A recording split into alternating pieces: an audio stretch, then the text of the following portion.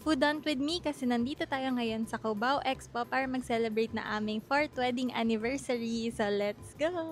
Antok ako guys, kape. I need coffee. So, meron yata ditong Kong Cafe. So, doon na lang kami mag-coffee. Kami guys sa Habanero Kitchen Bar para sa pizza niya at oyster sisig. So, ito yung menu nila guys. Since dalawa lang kami, ang in-order lang namin ay oyster sisig at 3 cheese pizza. So, ito yung menu. If you're curious, ito yung mga drinks nila. Lipat tayo. So, ito na guys, ang 3 cheese pizza. Wow, looks yum. Ito naman yung oyster sisig nila guys. Lagyan na natin ng calamansi. Init, ang tigas ng calamansi. Mga charred part na.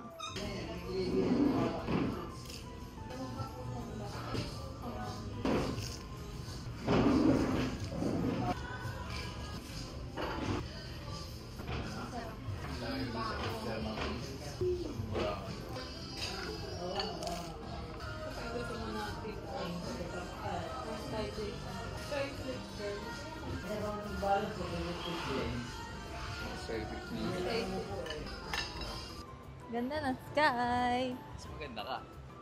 Next stop naman namin guys is magkakape tayo sa Kong Cafe. So maglalakad lang kami papuntang Gateway Mall. So ang nilalakad namin guys, sobrang init.